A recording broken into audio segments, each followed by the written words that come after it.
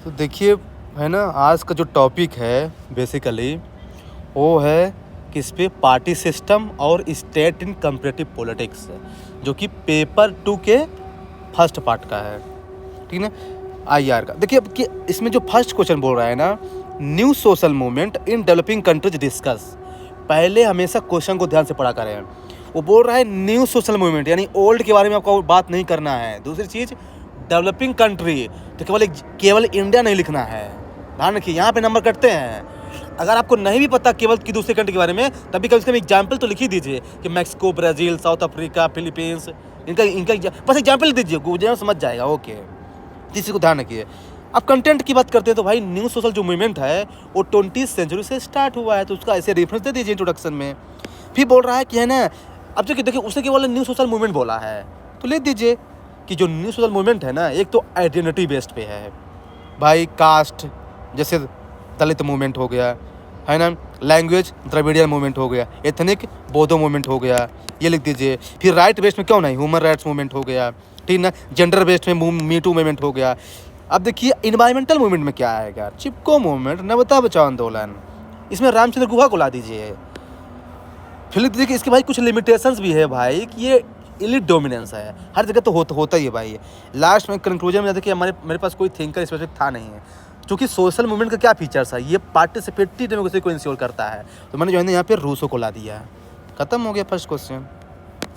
Second question बोल रहा है कि इलेक्टोरल सिस्टम और सोशल क्लीवेज जो है ना, ये कैसे पार्टी सिस्टम को इन्फ्लुएंस करता है डेवलपिंग कंट्रीज में। यहाँ से फिर से जो है डेवलपिंग कंट्री आया, तो फिर से आपको है ना केवल इंडिया पर फोकस नहीं करना है। तो लिख दीजिए भाई कि इलेक्टोरल सिस्टम की बात कर रहा है, तो आपको पता है कि जैसे first past the fourth system होता है, प्रोपोर्शनल रिप्रेजेंटेशन होता है, मिक्स सिस्टम होता है, ये है इलेक्टोरल सिस्टम। तो ये कैसे इन्फ्लुएंस करता है पार्टी सिस्टम को, ये बताइए। जो first past the post system है, ये जनरली सपोर्ट करते हैं किसको, टू पार्टी सिस्टम को सपोर्ट करता है ना। हाँ, जैसे इंडिया मेक्सिको में है बेसिकली, जैसे इंडिया में जैसे कौन है मेजर दो पार्टी, बीजेपी और कांग्रेस है। ऐसे प्रोपोर्शनल रिप्रेजेंटेशन, इसमें कौन कौन सा आएगा, जैसे इंडिया जो फॉलो करता है प्रेजेंट के इलेक्शंस में है, ऐसे ये जो है ना वहाँ भी है, मेक्सिको में भी है ना, ब्राज़ील में भी है। तो यही आपको लिखना था कि कैसे इलेक्टोरल सिस्टम कैसे प्रमोट करता है पार्टी सिस्टम को। सेकंड पार्ट बोल रहा है कि सोशल क्लीवेज कैसे प्रमोट करता है पार्टी सिस्टम को, तो कैसे करता है। अरे भाई डीएमके कैसे बनी है, लैंग्वेज की बेस पे बनी है। बीएसपी कैसे बनी है, कास्ट की बेस पे बनी है। सीपीआई कैसे बनी है, लेबर की बेस पे बनी है, मतलब क्लास की बेस पे। यही को लिखना था, बस हो गया, खत्म हो गया। तो इसमें जो है ना आप लिख दीजिए रजनी कोठारी को ला दीजिए। देखिए थिंकर वही है, बस उसको लिंक करना आना चाहिए। थर्ड क्वेश्चन बोल रहा है basically, do you subscribe to the view that modern constructs of the state and politics are preeminently Eurocentric and not indigenous and appropriate for the analysis of the non western. देखिए simple से ये बोल रहा है कि जो modern construct है ना आज के समाज के, अब देखिए अब उन लोगों को यही नहीं पता है कि मॉडर्न कंस्ट्रक्ट क्या है। अरे भाई वही है ग्लोबलाइजेशन, ब्यूरोक्रेसी, सोवरेनिटी, यही है मॉडर्न कंसेप्ट। तो ये बोल रहा है कि ये यूरो सेंट्रिक है ही भाई, उसमें कौन सा डाउट है ही भाई। हमारे इंडिया में ब्यूरोक्रेसी क्यों है, कॉलोनियल लेगेसी की वजह से। ऐसे ही हमारे इंडिया में जो है ना सेपरेशन ऑफ पावर कंसेप्ट कहाँ से आया है, वेस्टर्न वर्ल्ड से आया है। ऐसे जो है ना ये ग्लोबलाइजेशन जो बात करते हैं हम कहाँ से आया है, वेस्टर्न वर्ल्ड से आया है। लेकिन इसको काउंटर भी करने के नहीं ऐसा नहीं है, कुछ हमारे इंडिजिनियस फीचर भी हैं। जैसे हमारे जो प्रिंसली स्टेट्स थे उन्होंने ब्यूरोक्रेसी को कभी अडॉप्ट नहीं किया।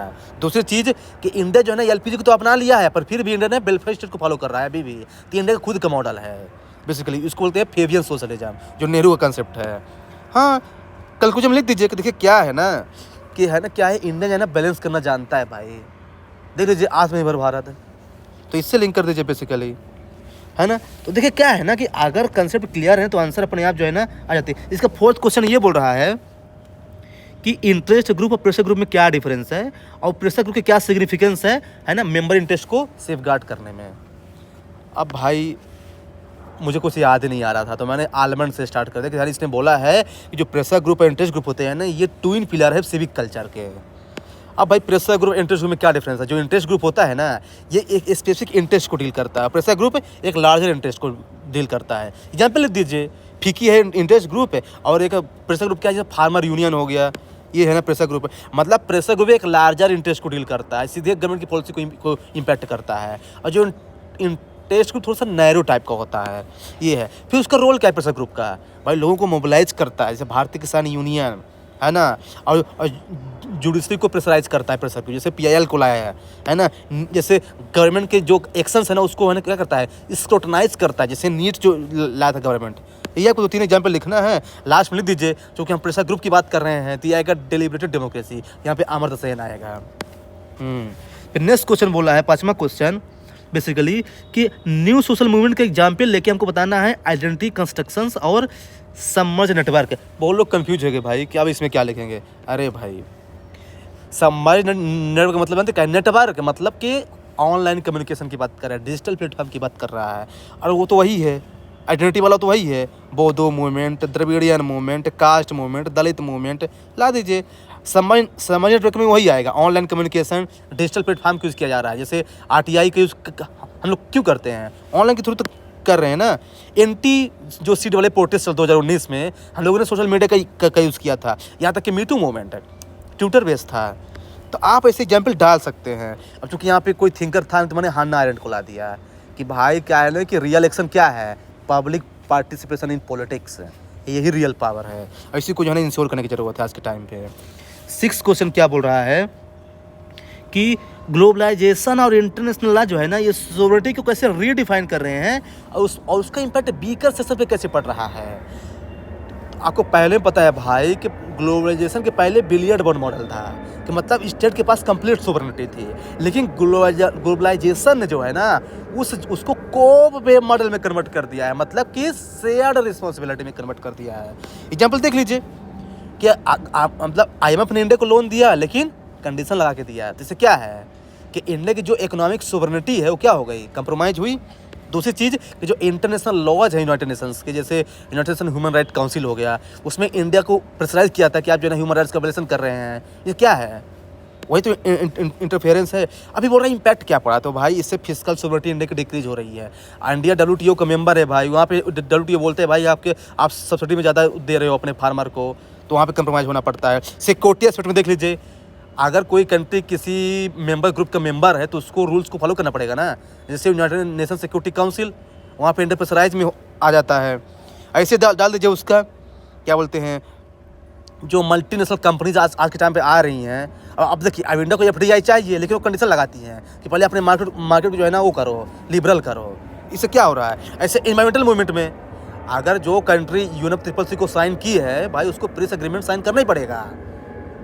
तो मतलब आपको हर एस्पेक्ट में आपको जो है ना एक एग्जाम्पल देखिए प्रूव करना कि कैसे सोवरेनिटी कंप्रोमाइज हो रही है, उसको कैसे इंपैक्ट पड़ रहा है ना। लेकिन देख लीजिए कि इसका पॉजिटिव इम्पैक्ट है भाई, इससे मॉडर्नाइजेशन बढ़ रहा है, नई नई टेक्नोलॉजी आ रही है मतलब कि डेवलपिंग कंट्री में।